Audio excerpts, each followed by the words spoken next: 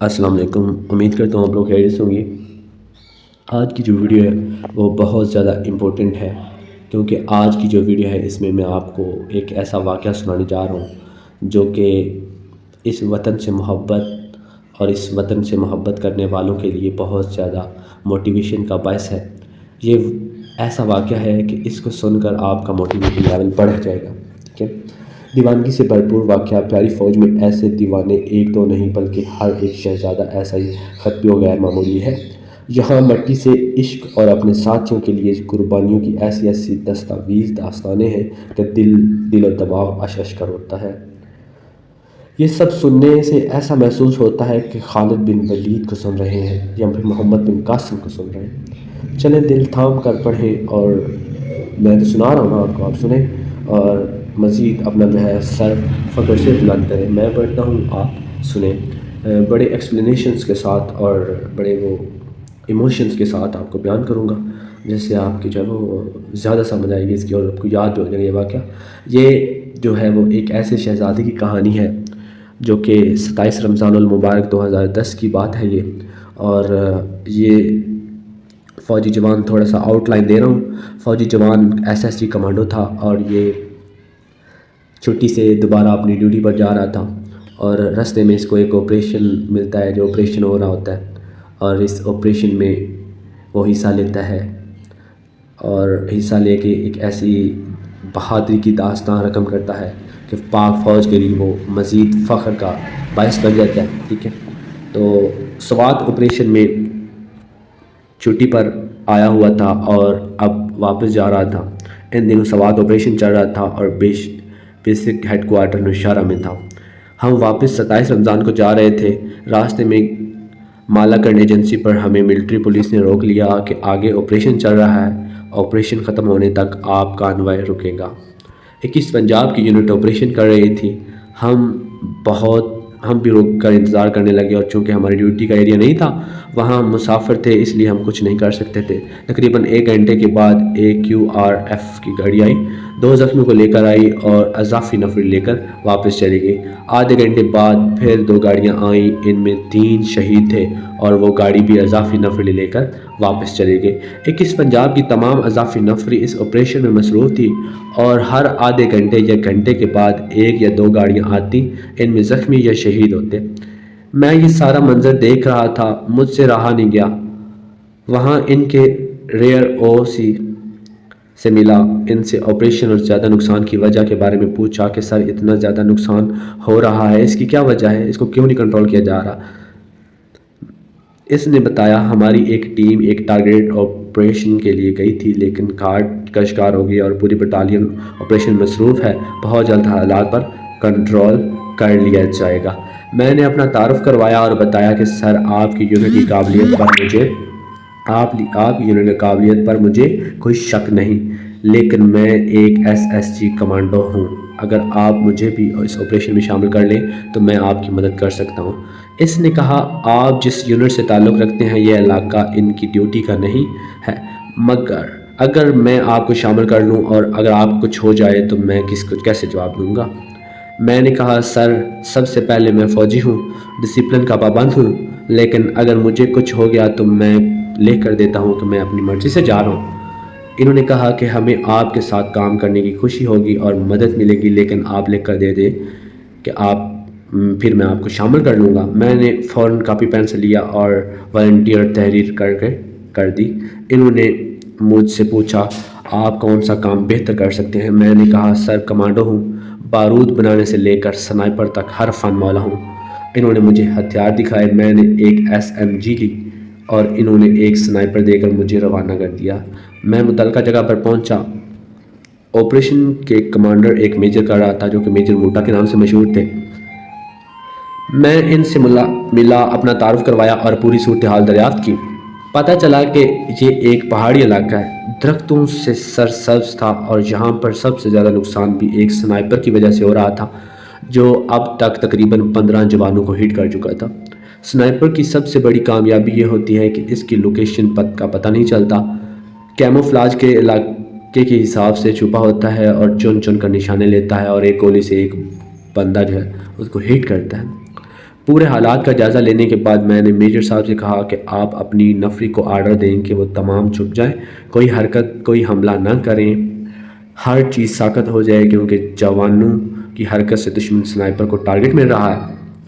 میں خود اس سنائپر کو ڈھونڈ کر ہٹ کروں گا۔ اس کے بعد جو جوان آگے بڑھیں گے، کوئی جوان کوئی حرکت نہیں کرے گا، جو جہاں ہے وہیں آڑ لے کر چھپ جائیں اور انتظار کریں، چاہے جتنا بھی وقت لگ جائے، لیکن اب مزید ایک بھی جوان قربان نہیں ہوگا۔ مجھے بس ایک نمبر 2 دے دیں اور ایک سیٹ دے دیں۔ انہوں نے ایک نمبر 2 دیا اور مجھے مطلوبہ سامان مہیا کیا۔ میں 7.62 mm کی سنائپر رائفل اور ایک دوربین اور ساتھی کو لے کر وہاں سے نکلا اور درخت کے پتوں سے پورا چھپ گیا اور تبلیغ کیا اور سامنے پہاڑ کی بلند چوٹی پر چڑھ گیا۔ خود کو چھپانے کے لیے سنائپر جو حلیہ بناتا ہے یا جو کچھ بھی خود پر لگاتا ہے جس سے وہ نظر نہیں آتا، اسے فوجی زبان میں چھاؤ اور تبلیغ کہتے ہیں۔ اب سب سے پہلا مرحلہ تھا دشمن کے چھپے ہوئے سنائپر کو ٹریس کرنا۔ میں نے وقفے سے دوسرے جوانوں سے سنگل فائر کروایا تاکہ دشمن سنائپر جوابی فائر کرے تاکہ میں اس کی لوکیشن ڈھونڈ سکوں، لیکن دشمن بھی چالاک تھا۔ اس نے 3 گھنٹے تک کوئی حرکت نہیں کی، لیکن اب شام کے 4 بج چکے تھے اور 1 یا 1.5 گھنٹے تک رات ہونے والی تھی، اور رات کو اس کا بچنا ناممکن تھا، کیونکہ ہمارے پاس تو نائٹ ویژن سائٹ ہوتی ہے جن میں رات کو بھی نظر آتا ہے، اور یہ بات دشمن کو بھی پتہ تھی۔ اس لیے اب اسے مزید جلدی سے نکلنا تھا اور اس بات کا مجھے بھی اندازہ تھا۔ 3 گھنٹے صبر آزما تلاش کے بعد میں نے پھر جوانوں کو کال دی کہ سنگل فائر کیا جائے اور دشمن سنائپر کو ایسا لگے کہ تاکہ اب اتنی وقت خاموشی کے بعد دوبارہ فائرنگ شروع ہوئی ہے تو ہو سکتا ہے کہ مخالف فوج کوئی اور حملہ یا کوئی اور طریقہ کرنے لگے ہیں۔ بدحواس ہو کر اس نے 2 راؤنڈ فائر کر دیے۔ مجھے 360 ڈگری پر ایک گھنے درخت پر ایک شعلہ نظر آ گیا۔ میں سمجھ گیا کہ دشمن اس درخت پر چھپا ہوا ہے۔ میں نے اسے نشانے پر لیا۔ اب وہ بالکل میرے نشانے پر تھا۔ میں نے میجر صاحب کو وائرلیس کال کی، سر دشمن میرے نشانے پر ہے، اب آپ بتائیں زندہ چاہیے یا مردہ؟ میجر صاحب نے کہا، میرے جوانوں کو شہید کرنے والے کی زندگی سے مجھے کوئی دلچسپی نہیں، اس کو اگلا ایک سانس لینے کی مہلت بھی مت دو۔ میں نے کہا، راجے سر۔ اب وہ میرے نشانے پر تھا۔ میں اسے ایسے طریقے سے ہٹ کرنا چاہتا تھا جو کہ مثال بنے۔ میں نے اس کی رائفل کی ٹیلیسکوپ کا نشانہ لیا اور فائر کر دیا۔ میری گولی اس کی ٹیلیسکوپ سے گزر کر اس کی آنکھ سے سر کے پار ہو گئی۔ میں نے میجر کو کال دی، ٹارگٹ نیوٹرلائزڈ سر۔ میجر صاحب نے ایک بلند نعرہ لگایا، ویل ڈن مائی بوائے۔ ساتھ ہی اپنے جوانوں کو حملے کا حکم دیا اور مجھے واپس آنے کا حکم دیا۔ جوان جو آڑ لے کر انتظار کر رہے تھے وہ نکلے اور پورے علاقے میں پھیل گئے۔ ابتدائی حملے کرنے والے تو پہلے ہی بھاگ چکے تھے اور وہاں صرف ایک سنائپر نے سب کو ٹارگٹ کیا ہوا تھا۔ اس تک جوان پہنچے اور اس کی لاش اور ہتھیار اٹھا کر لے آئے۔ پورا علاقہ سرچ کیا جانے لگا اور مجھے واپس بھجوایا گیا۔ جب میں پہنچا تو میرے کانوائے کمانڈر پریشان تھا کہ میرا جوان کدھر گیا ہے۔ کانوائے کے چلنے کی تیاری ہو گئی تھی۔ میں نے بتایا والنٹیئر آپریشن پر گیا تھا اور کامیاب لوٹا۔ پہلے تو وہ سب غصہ ہوئے کہ میری اجازت کے بغیر کیوں گئے، لیکن پھر 21 پنجاب کی سی او کارنر نے آ گیا اور کہا کہ آپ کو ہمارے سی او صاحب بلا رہے ہیں، آفس میں بلا رہے ہیں۔ میرے کمانڈر نے کہا، ابھی تو جاؤ ملو، باقی انکوائری ہیڈ کوارٹر جا کر کروں گا۔ میں نے کمانڈر کو سلوٹ کیا اور سی او کے آفس میں کی جانب چل پڑا۔ جب 21 پنجاب کے سی او کی آفس داخل ہونے کے لیے دروازہ ناک کر کے اندر آنے کی اجازت چاہی تو سی او کرسی چھوڑ کر دونوں بازو پھیلائے کھڑا ہو گیا اور مجھے گلے لگا کر ماتھا چوما اور اتنے میٹھے الفاظ میں تعریف کی کہ بیان نہیں کر سکتا۔ مجھے ایسا لگا کہ میرے والد میری تعریف کر رہے ہیں، اور میرے والد جو ہیں وہ کارگل جنگ کے شہید تھے۔ سی او سے مل کر واپس کانوائے کی طرف آ گیا اور وہاں سے ہم اگلی منزل کی جانب روانہ ہو گئے۔ 2 مہینے بعد مجھے اس آپریشن میں بہادری کی وجہ سے تمغہ دیا گیا. یونٹ کی بیسٹ سولجر کو ایوارڈ دیا جاتا ہے. اور یہ بتانا بھول گیا کہ یونٹ واپسی پر انکوائری ہوئی کہ آپ دوسری یونٹ کے ساتھ بغیر آرڈر کے آپریشن پر کیوں گئے. میں نے کہا سر تمام یونٹ بھی میری ہے اور پاکستان بھی میرا ہے. ان کے جوانوں کی شہادتیں اور زخم دیکھ کر میں کیسے چپ رہ سکتا تھا. مجھ سے نہیں رہا گیا.